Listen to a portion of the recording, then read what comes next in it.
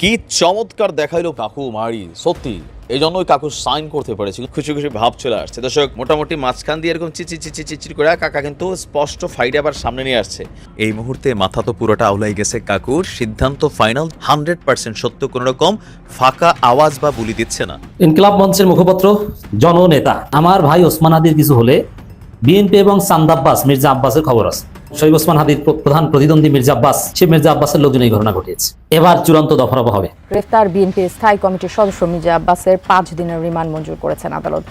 হাদিকে গুলি করা হয়েছে, টিম গঠন করেন, সমস্ত ফোর্স কাজে লাগান, কয়েকটা টিম গঠন করেন, ওর মা বাপ 14 গোষ্ঠী সব বের করে নিয়ে আসবেন। 5 ঘন্টার ভিতরে আপনি ঢাকা শহর ওর মন করেন মেট্রো রেলের পিলারের সাথে আপনি ঝুলাবেন। উসমান হাদির উপর আক্রমণ, 36 জুলাইয়ের উপর আক্রমণ, উসমান হাদির উপর আক্রমণ, নতুন বাংলাদেশের বিনির্মাণে যারা আগ্রহ প্রকাশ করেছেন, চেষ্টা করেছেন, তাদের উপর আক্রমণ, উসমান হাদির উপর আক্রমণ, নতুন প্রজন্মের উপর, জেন জির উপর আক্রমণ, উসমান হাদির আক্রমণ, নতুন স্বাধীন সার্বভৌমত্ব বাংলাদেশের উপর আক্রমণ। রাষ্ট্রপতি শাহাবুদ্দিন চুপু ক্ষমতা ছেড়ে দেশ থেকে পালানোর পরিকল্পনা হাতে নিয়েছে। তাকে সহযোগিতা করছে আইন উপদেষ্টা আসিফ নজরুল। রাষ্ট্রপতিকে এই মুহূর্তে বাংলাদেশ থেকে চলে যাওয়ার জন্য। হাদি মরে গেলে আমি কথা দিচ্ছি, আমি মরে যাব। যে লড়াই হবে আমাদের শেষ লড়াই, হয় বাঁচবো না হয় মরবো। স্বৈরাচারের মতো, শেখ খুনি হাসিনার মতন আবার 90 স্বৈরাচার এই মির্জা আব্বাসের নেতৃত্বে আমাদের এই জুলাই যুদ্ধের উপর হামলা করে। আসসালামু আলাইকুম দর্শক, বর্তমান রাজনীতির পরিপ্রেক্ষিতে আজকে কিছু গুরুত্বপূর্ণ ভিডিওর অংশবিশেষ ইতিমধ্যে আপনারা দেখেছেন। আরো কিছু গুরুত্বপূর্ণ তথ্য তুলে ধরার আগে অনুরোধ করবো, যারা এখন পর্যন্ত ভিডিওটিতে একটি লাইক দেননি, অতি শীঘ্র ভিডিওটিতে একটি লাইক। বিএনপি কিন্তু কঠিন অবস্থায় পড়েছে, মির্জা আব্বাস কিন্তু কঠিন অবস্থায় পড়ছে। জনগণ বলছে যে আমার ভাই ওসমান হাদির কিছু হলে বিএনপি এবং চাঁদ আব্বাস মির্জা আব্বাসের খবর আছে। মানুষ ধারণা করছে যেহেতু তফসিলের পরেই ঘটনা, মির্জা এবং শহীদ ওসমান হাদির প্রধান প্রতিদ্বন্দ্বী মির্জা আব্বাস, সে মির্জা আব্বাসের লোকজন এই ঘটনা ঘটিয়েছে। এটা মানুষের ধারণা, পারসেপশন, আমি বলছি না, ইটস রিয়ালিটি। এবং বিএনপি এবং মির্জা আব্বাসের অনুসারীদের নিয়ে সন্দেহ সংশয় সাথে সাথে শুরু হয়ে গেছে। মির্জা আব্বাস এবং বিএনপির লোকজনের বক্তব্য এখানে আশঙ্কাজনক এবং সন্দেহপ্রবণ। শরীফ ওসমান হাদি তো চাঁদাবাজির বিরুদ্ধে লড়াই করছেন, 71 চেতনা ব্যবসার বিরুদ্ধে লড়াই করছেন। বিএনপি মিনিমাম তাকে সমর্থন করবে কিংবা বিএনপির মিনিমাম সিম্পিতি থাকবে শরীফ ওসমান হাদির পক্ষে, এটার কোনো কারণ নেই। কারণ শরীফ ওসমান হাদির প্রতি সবচেয়ে বেশি ক্ষোভ আওয়ামী লীগের। কারণ 32 ধানমন্ডি 32 যে মাটির সাথে মিশিয়ে দেওয়া, এতে শরীফ ওসমান হাদির অবদান আছে। এবং আওয়ামী লীগের যে মুক্তিযুদ্ধ ব্যবসা বাংলাদেশে চলবে না, শরীফ ওসমান হাদি ইজ অ্যান ইনস্টিটিউশন, তার অনেক কন্ট্রিবিউশন। তো এই জায়গায় আওয়ামী লীগের একটা ক্ষোভ আছে, ভারত থেকে নিয়মিত হুমকি দেওয়া হতো, তো তাতে মনে হতে পারে যে এর সাথে আওয়ামী লীগ জড়িত। কিন্তু পিপলস পারসেপশন, যেহেতু এটা তফসিলের পর এবং মির্জা আব্বাসের প্রতিদ্বন্দ্বী বিএনপির থেকে, বিএনপি কঠিন পরিস্থিতি পড়েছে। আর বিএনপিকে জনগণ কেন সন্দেহ করবে? আমি কিন্তু সন্দেহ করছি, আমি বলছি না যে বিএনপি জড়িত। সন্দেহ করাটা যে যৌক্তিক, তার প্রমাণ হচ্ছে যে বিএনপি প্রত্যেকদিন কাউকে না কাউকে গুলি করে মারে। সেই বিএনপি যে শরীফ ওসমান হাদিকে গুলি করে নাই, তার প্রমাণ কি? এটা ধারণা করাটাই তো স্বাভাবিক। যেই বিএনপি 5 আগস্টের পর থেকে এখন পর্যন্ত প্লাস 210 জন নিজেরা নিজেদেরকে হত্যা করেছে, কখনো গুলি করে কখনো কুপিয়ে। বিএনপির পদধারী অনেক নেতা বিএনপির গুলিতে নিহত হয়েছে, খুলনায় একজন, অভাব নাই।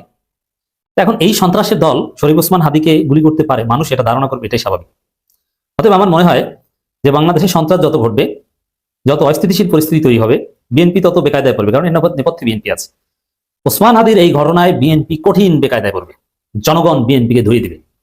বিএনপি রাস্তাঘাটে ধলাই খাওয়া শুরু করবে অদূর ভবিষ্যতে, এটার কনসিকুয়েন্স এটা। আমি বলছি যে শরীফ ওসমান হাদিরকে যারা গুলি করেছে, এটা তদন্ত সাপেক্ষে বিচার হতে হবে এবং এটা ওভারঅল নির্বাচন বানচাল করার একটা চেষ্টা। এটা জাস্ট ওসমান হাদির উপর ঘটেছে, সামনে আরো কিছু ঘটবে।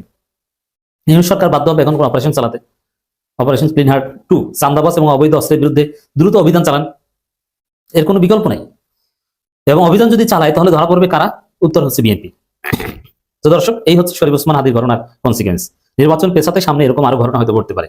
শরীফ ওসমান হাদি একটি নাম, একটি ইতিহাস, একটি জীবন্ত আগুন, একটি আন্দোলন, একটি অভ্যুত্থান, আধিপত্যবাদের বিরুদ্ধে এক চরমতম সিপাহ সালার এই শরীফ ওসমান হাদিকে আজ 12 ডিসেম্বর 2025 তারিখে খুব কাছ থেকে চোয়ালের ঠিক এইখানে গুলি করা হয়েছে। গুলি তার এই পথ দিয়ে ঢুকে এই পথ দিয়ে বের হয়ে গেছে। জুমার নামাজের পরের ঘটনা। এখন ওসমান হাদিকে কারা গুলি করেছে, কারা তাকে হত্যা করতে পারে? স্বাভাবিকভাবেই আমাদের মনের ভিতরে নানা ধরনের চিন্তা, সন্দেহ, সংশয় উকি দিচ্ছে। কারা তাকে হত্যা করতে পারে? কারা তাকে হত্যার উদ্দেশ্যে গুলি করেছে? শরীফ ওসমান হাদিকে গুলি করেছে পতিত স্বৈরাচার আওয়ামী লীগ এবং তাদের এদেশীয় কিছু দোসর, যারা বাংলাদেশে কোনোদিন চায় না বাংলাদেশটাকে ভালোভাবে গড়ে উঠুক, বাংলাদেশে খুন, ধর্ষণ, চাঁদাবাজ এবং আধিপত্যবাদের বিরুদ্ধে বাংলার মানুষ রুখে দাঁড়াক, এটি যারা চায় না তারা তাকে হত্যা করেছে, হত্যার উদ্দেশ্যে তাকে গুলি করেছে। শরীফ ওসমান হাদিকে হত্যা করার উদ্দেশ্যে গুলি করেছে ভারত। কারণ শরীফ ওসমান হাদি বাংলাদেশ থেকে ভারতের যে হেজিমনি, ভারতের যে আধিপত্য, তার এই আধিপত্য কায়েমের পথে প্রধান বাধা হয়ে দাঁড়িয়েছিল শরীফ ওসমান হাদি। ভারত দেশের মানুষকে যে সাংস্কৃতিকভাবে গোলাম বানাতে চায়, এটি শরীফ ওসমান হাদি বুঝতে পেরেছিল। তার মাথায় এতটুকু সেন্স ছিল ভারতের এই আধিপত্যবাদ, এই কালচারাল হেজিমনি, এটি সে বুঝতে পারার কারণে সে ঢাকার বুকে এটি কালচারাল ইনকিলাব, কালচারাল মঞ্চ সে তৈরি করতে পেরেছিল এবং বাংলাদেশের মানুষকে নিজস্ব সংস্কৃতিতে বলিয়ান করে তাদেরকে নিজস্ব সংস্কৃতির দিকে ধাবিত করার জন্য সে প্রচেষ্টা চালিয়ে যাচ্ছিল, যার কারণে তাকে হত্যা করতে উদ্যত হয়েছে ভারত। শরীফ ওসমান হাদিকে হত্যা করেছে বিএনপি, কারণ তিনি ঢাকা ৮ আসনের সংসদ সদস্য প্রার্থী ছিলেন, স্বতন্ত্র প্রার্থী ছিলেন। এই আসনের আরেকজন হেভিওয়েট প্রার্থী বিএনপির মির্জা আব্বাস। শরীফ ওসমান হাদির জনপ্রিয়তায় ভীতু হয়ে তার পথের কাঁটা দূর করার জন্য এবং হাদি চাঁদাবাজের বিরুদ্ধে যে বিভিন্ন সময় বিভিন্ন হুঙ্কার দিয়েছে, হয়তো হাদি বেঁচে থাকলে চাঁদাবাজের পথে তিনি প্রধান অন্তরায় হয়ে উঠতেন, যার কারণে তাকে দুনিয়ার বুক থেকে সরিয়ে দিয়ে বিএনপি তথা মির্জা আব্বাস তার পথ পরিষ্কার করেছে। শরীফ ওসমান হাদিকে হত্যার উদ্দেশ্যে গুলি করেছে জামাত ইসলাম, কারণ জামাত ইসলাম এই আসনে সাদিক কায়েমকে মনোনয়ন দিতে চাচ্ছে। শরীফ ওসমান হাদির সাথে সমঝোতা করতে চেয়েছিল, কিন্তু ওসমান হাদি এই আসনটি, ঢাকা ৮ আসন ছাড়তে নারাজ। তিনি এটি ছাড়বেন না, তিনি স্বতন্ত্রভাবেই এখানে নির্বাচন করবেন। অপরদিকে জামাত ইসলাম মির্জা আব্বাসের বিরুদ্ধে সাংগঠনিক সমস্ত শক্তি কাজে লাগিয়ে, সাদিক কায়েমের ইমেজকে কাজে লাগিয়ে এই আসনটি আব্বাসের হাত থেকে উদ্ধার করতে চাচ্ছিলেন। এইখানে প্রতিবন্ধকতা সৃষ্টি করেছিল ওসমান হাদি, যার কারণে জামাত ইসলাম ওসমান হাদিকে সরিয়ে দিয়ে সাদিক কায়েমের পথ পরিষ্কার করেছে। মির্জা আব্বাস ইতিমধ্যেই তিনি বলেছেন যে জামাত শিবিরের প্রশিক্ষিত বাহিনী ওসমান হাদিকে হত্যা করেছে।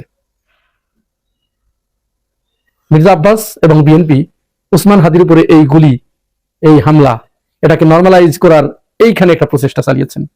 তো এই যে আমি এতক্ষণ ধরে যে কথাগুলো বললাম, বাংলাদেশের প্রতিটা মানুষ ঠিক এই রকম সন্দেহ সংশয়ের দোলাচলে দুলছে এবং তারা এই কল্পনার সাগরে ভাসছে যে এরা এরা এরা এরা এক একজন এক এক অ্যাঙ্গেল থেকে, তার চিন্তার দৃষ্টিকোণ থেকে তারা চিন্তা ভাবনা করছে, তার মতের দৃষ্টিকোণ থেকে, তার পথের দৃষ্টিকোণ থেকে, তার আদর্শের দৃষ্টিকোণ থেকে তারা এটিকে দেখার চেষ্টা করছে এবং একজন আরেকজনের উপরে ঠিক এইভাবে কাদা ছুড়ে দিচ্ছে। আর এই সুযোগটাই কাজে লাগাচ্ছে পতিত স্বৈরাচার। এই যে এতগুলো সন্দেহের কথা আমি আপনাদেরকে বললাম, এগুলোর কিন্তু কোনোটারই কোনো ভিত্তি নাই যতক্ষণ না খুনি ধরা না পড়ে। এবং এই অন্তর্বর্তীকালীন সরকার, প্রফেসর ডক্টর ইউনূসের সরকার, যদি এই শরীফ ওসমান হাদির উপরে হামলাকারীকে অতি দ্রুত গ্রেপ্তার করে তার হত্যার মোটিভ এবং তার সাথে আর কে কে জড়িত ছিল তার শিকড় শুদ্ধ যদি তুলে আনতে না পারে, তাহলে এটি হবে এই অন্তর্বর্তীকালীন সরকারের সবচাইতে বড় ব্যর্থতা এবং জুলাই গণঅভ্যুত্থানের পক্ষের সিপাহ সালারদের সাথে সবচেয়ে বড় গাদ্দারি। তো এই হাদিকে এই যে মানে হত্যা করা হলো বা হত্যা করার চেষ্টা করা হলো, এটা হলো প্রথম অ্যাকচুয়ালি সার্জিক্যাল স্ট্রাইক বলা যায়। কারণ আমরা নাগরিক ঐক্যর রাশেদ রাশেদ রাশেদ সাহেব, ওই যে আপনার ভিপি নূরের যে সেক্রেটারি, ওনার মুখে একটা মানে কথা শুনেছিলাম যে এই নির্বাচনের আগে 50 জনকে টার্গেট করা হয়েছে, তাদেরকে কিল করা হবে। রাশেদ কোত্থেকে এই সংবাদটা জানলো বা রাশেদ কোন সোর্স থেকে সেটা শুনলো, এটা এখন রাশেদের কাছে জিজ্ঞাসা করবার জন্য আইন শৃঙ্খলা রক্ষা বাহিনীর দায় হয়ে গেছে আমি মনে করি। এবং রাশেদের কথা অনুযায়ী যদি সত্য হয়ে থাকে, তাহলে পরবর্তী টার্গেট কে, এরপর কাকে মারা হবে, এরপর কাকে হত্যা চেষ্টা করা হবে বা হত্যা করা হবে? এই কি শুধু জুলাই যোদ্ধাদের করা হবে? যারা জুলাই যোদ্ধা আছেন তাদেরকে কি টার্গেট করেছে এই 50 জন? যে কথাগুলো বলছেন রাশেদ সাহেব, এই 50 জনের মধ্যে আর কে কে আছে আমাদের জানতে হবে, জাতি জানতে চায় এবং সরকারও জানতে চায়। সুতরাং রাশেদকে জিজ্ঞাসা করা হোক যে তুমি যে সোর্সটা থেকে জেনেছো সেটা আমাদের কাছে ক্লিয়ার করো। কারণ রাশেদ বাংলাদেশে আছে, আর বিদেশে যে সমস্ত সাংবাদিক মহোদয়রা আছেন তারা অনেক সময় অনেক কথা বলছেন, অনেক সময় সত্য প্রকাশ করছেন, অনেক সময় মিথ্যা কথাও বলছেন বা সত্য না মিথ্যা হিসেবে প্রমাণিত হয়েছে। যেমনটি ধরুন জুলকারনাইন সাহেব সাহেব, উনি আজকে সকাল থেকে যে সমস্ত স্ট্যাটাসগুলো দিচ্ছেন, এগুলো মোটামুটি আমরা সাধারণ জনগণ বিশ্বাস করেছি। কিন্তু সরকার বা সরকার পক্ষের যে রাষ্ট্রের যে আপনার আইন শৃঙ্খলা রক্ষাকারী বাহিনী আছে তারা কতটুকু বিশ্বাস করছেন সেটা প্রশ্ন সাপেক্ষ। এই জন্য যে আমি ঠিক বাংলাদেশ সময় ভোর 5টার সময় জানতে পারলাম যে হাদিকে যে গুলি করা হয়েছে সেখানে একজনকে শনাক্ত করা হয়েছে এবং তার ছবিও দিয়েছে। যাকে শনাক্ত করা হয়েছে তার নাম হলো জুলকারনাইন সাহেবের ওখান থেকে আমি নিয়েছি, পরে যেটা অবশ্য আমাদের পিনাকি দাও শেয়ার করেছে। এখানে বলা হয়েছে উসমান হাদির উপর গুলিবর্ষণ ঘটনার সাথে সম্পৃক্ত একজনকে শনাক্ত করা হয়েছে, ফয়সাল করিম মাসুদ, যার ছবি দেখছেন। তার ছদ্মনাম দাউদ বিন ফয়সাল। এই নামের ব্যক্তি সাবেক ছাত্রলীগ সহ সভাপতি, ঢাকা মহানগর উত্তর ও আদাবর ছাত্রলীগের সাবেক সভাপতি, জাহাঙ্গীর কবির নানক এবং আসাদুজ্জামান খান কামালের বিশ্বস্ত অনুযায়ী বলে জানা গেছে। এই খবরটা এখন পর্যন্ত সরকারের পক্ষ থেকে বা আইন শৃঙ্খলা রক্ষাকারী বাহিনীর পক্ষ থেকে এখন পর্যন্ত স্বীকার করা হয়নি, বা তারা কোনো রকম স্ট্যাটাস দেয়নি, বা তারা কোনো রকম বয়ান দেয়নি যে আমরা একজনকে শনাক্ত করেছি এবং তার পরিচয় এই, যে পরিচয়টা আমি আপনাদেরকে এখন দিলাম। হতেও পারে, নাও হতে পারে, তবে জুলকারনাইন সাহেবের তথ্য মোটামুটি সঠিকই হয়।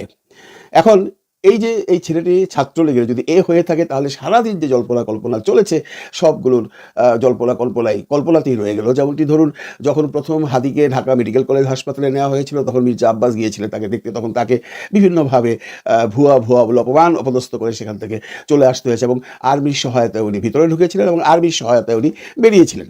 প্রথম দিকে কথা হচ্ছিল যে এই আব্বাস সাহেব হয়তো হাদিকে খুন করিয়েছে, এমন কথা প্রথম দিকে সকালের দিকে আমরা শুনেছি। কিন্তু এখানে আমি যদি নিরপেক্ষভাবে বলি, তাহলে আব্বাস সাহেব এই কাজটা এই মুহূর্তে করবেন বা করাবেন এমন কোনো কারণ আমরা দেখছি না। আপনি যেভাবেই বলুন, আপনি যে দলই করুন, আব্বাস সাহেব এই বোকামিটা করবেন। আর তাছাড়া আব্বাস সাহেবের কাছে হাদি সাহেব এখনো এমন কোনো প্রতিদ্বন্দ্বী হয়ে ওঠেনি যে আব্বাস সাহেব তাকে খুন করে তাকে দল থেকে সরাতে হবে।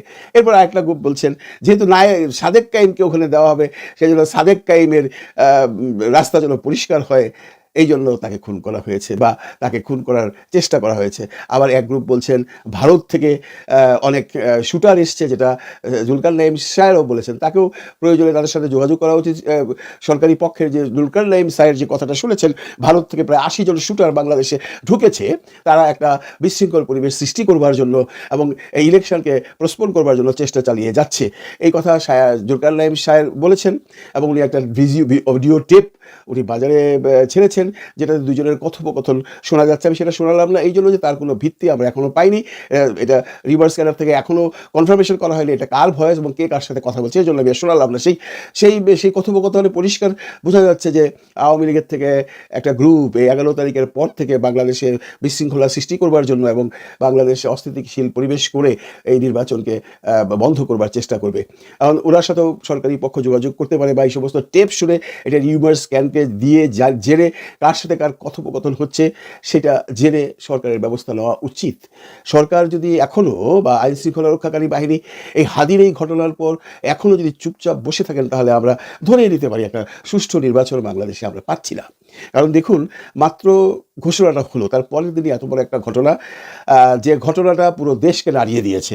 হাদি যেই হোক, হাদি যদি কোনো খারাপ মানুষ হয়ে থাকে, তাকে হত্যা করবার মতো কোনো অন্যায় তো হাদি কখনোই করেনি। হাদি শুধু সত্যের কথা বলেছে, হাদি ন্যায়ের কথা বলেছে, হাদি হয়তো কখনো কখনো কারো বিরুদ্ধাচরণ করেছে, এর বিনিময়ে কি আপনি তার প্রাণ নিয়ে নিতে পারেন?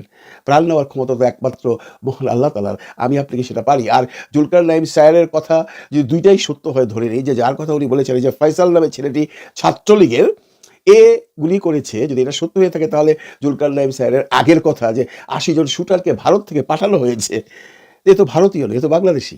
তাহলে কোনটা সত্য ধরবো? সুতরাং সরকারের পক্ষ থেকে বা আইন শৃঙ্খলা রক্ষাকারী বাহিনী থেকে যে পর্যন্ত এই হত্যাকারীর বা হত্যা চেষ্টার যে বাদী আসামি তাকে যে পর্যন্ত সরকারি পক্ষ থেকে শনাক্ত করা না হবে সেই পর্যন্ত আমরা কোনো কিছু বিশ্বাস করতে চাই না। কারণ পুলিশ যখন বলবে যে হ্যাঁ আমরা ধরেছি এই শুটারকে, তখন আমরা বিশ্বাস করবো। আমরা বহু ধরনের কথা কালকে সারাদিন শুনেছি, হয়তো আজকেও শুনবো, কিন্তু সব শোনার পিছনে সব মানুষের একটি প্রার্থনা, একটি দোয়া, একটি মানে আকুতি মহান আল্লাহ তাআলার কাছে।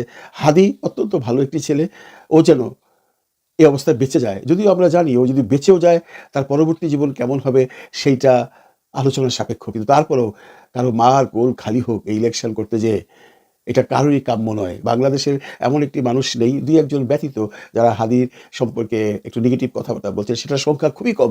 ম্যাক্সিমাম মানুষই হাদির জন্য দোয়া প্রার্থনা করছেন এবং সবাই বলছেন আল্লাহ হাদিকে এবার বাঁচিয়ে দাও, সে বেঁচে থাকুক, সে বিছানায় থাকুক, তবু সে যেন বেঁচে থাকে, সে শুয়ে যেন আমাদেরকে কিছু বলতে পারে, বাংলাদেশের মানুষকে যেন একটা পথ দেখাতে পারে।